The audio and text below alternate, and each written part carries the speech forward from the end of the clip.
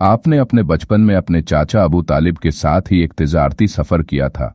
उस सफर में भी आप इसी गिरजे के करीब उतरे थे। हमें वक्त यहां आपकी मुलाकात एक पादरी से हुई थी, उसका नाम बहिराह था। लेकिन अब जब आप यहां उतरे थे तो इस गिरजे का पादरी नस्तूरा था और दोनों सफरों के दरमियानी मुद्दत 13 साल थे।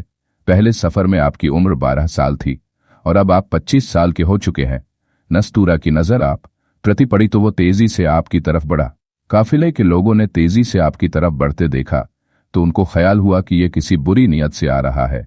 लिहाजा उनको से एक ने फौरन तलवार सोंट ली और चिल्ला उठा, आई कुरैश, ए कुरैश।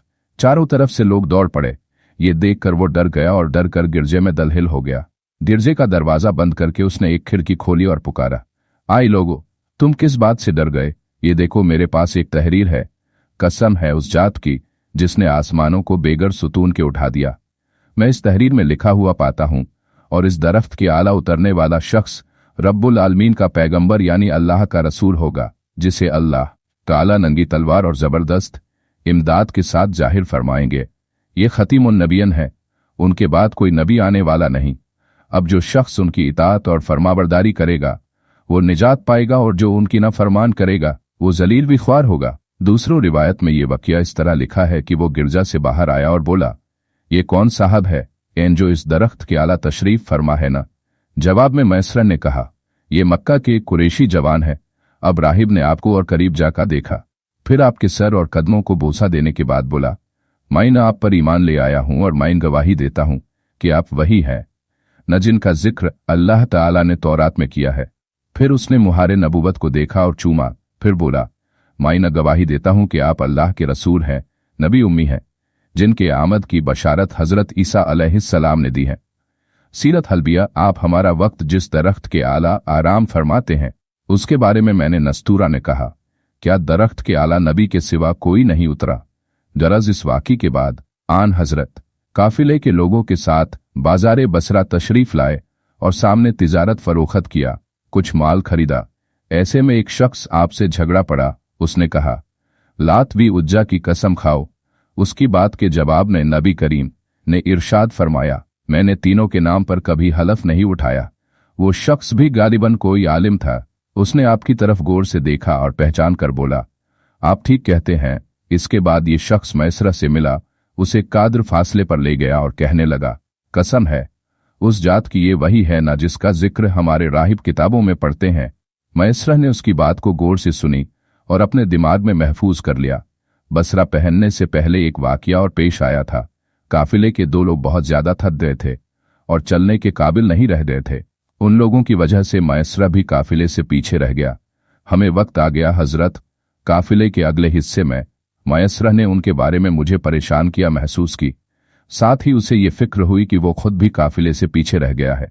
चुनांचे वो दौड़ता हुआ काफिले तक पहुंचा और अगले हिस्से में मौजूद आपके पास आया। अपनी परेशानियां के बारे में मुझे आपको बताया। आप उसके साथ उन दोनों के पास तशरीफ लाए, उनकी कमाई पर अपना हाथ मेला, कुछ पद कर उन पर बांध किया। इसका फौरी तौर पर असर हुआ।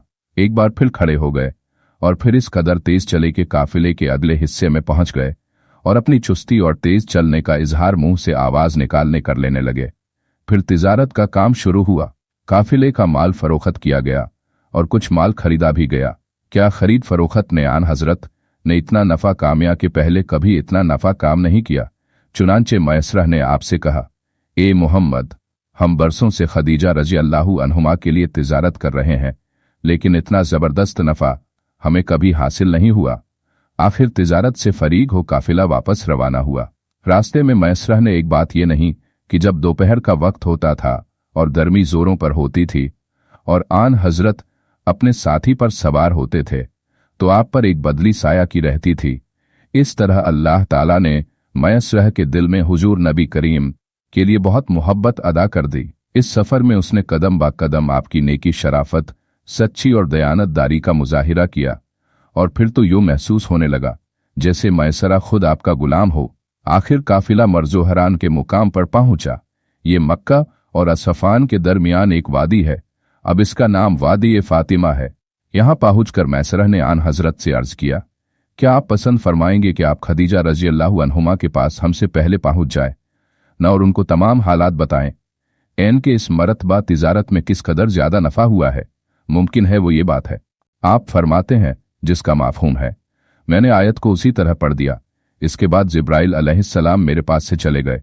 इसके बाद लगता था गोया मेरे दिल में एक तहरीर लिख दी गई है। मैं गार से निकलकर एक तरफ चला। जब माइना पहाड़ के एक जानिब पहुंचा तो मैंने आसमान से आने वाली एक आवाज सुनी। वो आवाज कह रही थी, ए मुहम्मद, आप अल्लाह के रसूल हैं और मैं जिब्राइल हूं। मैं वहीं रुककर आवाज की तरफ देखने लगा।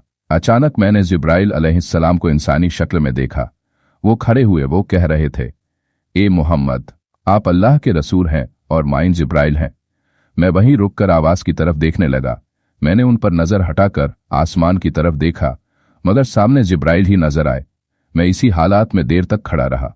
उधर खदीजा रज़ियल्लाहु अन्हा ने मेरे लिए खाना तैयार किया था और खाना गार में भिजवाया, लेकिन मैं गार में नहीं था। जब ये खबर खदीजा रज़ियल्लाहु अन्हा को मिली तो उन्हें मेरी तलाश में चाचाओं और मामों के घर में आदमी भेजा, मगर मैं किसी के यहां भी नहीं मिला। इस प्रति वो परेशान हो गए। न अभी इस परेशानी में थी, एन के माइना अचानक उनके पास पहुंच गया। मैंने उन्हें सारा वकिया सुनाया। उनको जिब्राइल अलैहिस्सलाम के बारे में बताया, जो आवाज सुनी थी उसके बारे में भी बताया। सारी बात सुनकर हजरत खदीजा रज़ियल्लाहु अन्हा ने फरमाया, आपका खुशखबरी हो, आप यकीन कीजिए, कसम है उस जात की जिसके कब्जे में मेरी जान है। मुझे उम्मीद है आप इस उम्मत के नबी हैं। इसके बाद हजरत खदीजा रज़ियल्लाहु अन्हा अपने चाचा जाद भाई वर्का बिन नौफल के पास गईं। वो ईसाई आलिम थे। उनको सारा वकिया सुनाया। वर्का बिन नौफल ये सारा वकिया सुनकर पुकार उठे, अगर तुम सच कह रही हो तो इसमें कोई शक नहीं कि उनके पास वही नामू से अकबर यानी जिब्राइल अलैहिस्सलाम आए हैं, जो मूसा अलैहिस्सलाम के पास आए थे। इसलिए मैं ये बात यकीन से कहूं जानता हूं कि ये उम्मत के नबी हैं। वर्का बिन नौफल को जिब्राइल अलैहिस्सलाम का नाम सुनकर इसलिए ताज्जुब हुआ कि मक्का और अरब के दूसरे शहर में लोगों ने ये नाम सुना भी नहीं था। गरज इसके बाद हजरत खदीजा रज़ियल्लाहु अन्हा आपके पास वापस आए और वर्का बिन नौफल ने जो कुछ कहा था वो आपको बताया। उन्हीं दिनों आप बैतुल्लाह का तवाफ करने के लिए आए। तवाफ के दौरान आपकी मुलाकात वर्का बिन नौफल से हो गई। वो भी हमें वक्त तवाफ कर रहे थे। उनको खुद आपके मुंह से वो वाकया सुनने की ख्वाहिश की। आपने उन्हें भी बताया कि किस तरह जिब्राइल अलैहिस्सलाम उनके पास आए। सारा वाकया सुनकर वर्का बिन नौफल ने अपना मुंह झुकाया और आपके सर के दरमियान बोसा दिया। उसके बाद रसूलुल्लाह अपने घर लौट आए। पहली वही के बारे में ये तफसील भी उलमा ने लिखी है कि आप हमारे साथ वक्त घबराहट तारी होती थी। आप हजरत खदीजा रज़ियल्लाहु अन्हा के पास तशरीफ लाए तो फरमाया, मुझे कंबल उड़ा दो, मुझे कंबल उड़ा दो। चुनांचे उन्होंने फौरन आप पर कंबल डाल दिया, यहां तक कि आपकी घबराहट दूर हो गई। फिर आपने हजरत खदीजा रज़ियल्लाहु अन्हा से फरमाया, मुझे अपनी जान का खौफ पैदा हो गया है। हजरत खदीजा रज़ियल्लाहु अन्हा ने फरमाया के अनुसार, हरगिज नहीं, आपको खुशखबरी हो, अल्लाह ताला आपको हरगिज रुसवा नहीं देगा, क्योंकि आप रिश्तेदारों की खबरगिरी करते हैं, सच्ची बात कहते हैं, दूसरे के लिए मुसीबत और परेशानियां उठाते हैं, बेकस मुफलिसों की इमदाद करते हैं, मेहमानों की मेहमान नवाजिया करते हैं और नेक कमों में लोगों की मदद करते हैं। इस मामले में आपके लिए खैर ही खैर है। आन हजरत को नबूवत मिलने के बाद सबसे पहले ईमान लेने वाली हस्ती हजरत खदीजा रज़ियल्लाहु अन्हा ही हैं। अफीफ कुंडी एक ताजिर वे, वो मक्का में तिजारत की गरज से आते रहते थे। वे एक मरतबा उनकी मुलाकात तिजारत के सिलसिले में इब्ने अब्दुल मुत्तलिब से हुई। वो यमन से अतर लाकर फरोख्त किया करते थे। वे और हज के मौसम में मक्का में फरोख्त करते थे।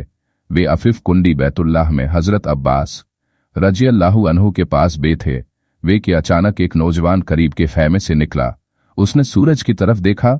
जब उसने देख लिया कि सूरज मगरिब में झुक गया है यानी गुरूब हो गया है, तो उसने बहुत अच्छी तरह वजू किया और फिर नमाज पढ़ने लगा। फिर एक लड़का खैमे में से निकला।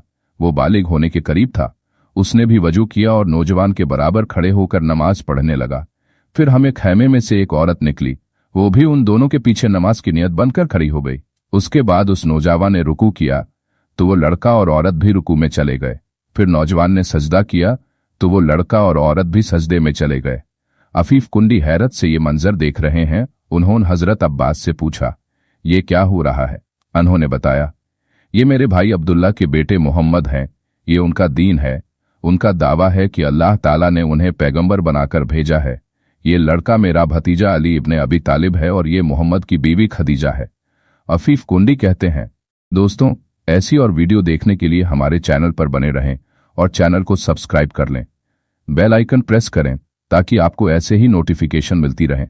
वीडियो शुरू करने से पहले वीडियो को लाइक, शेयर और सब्सक्राइब कर लें।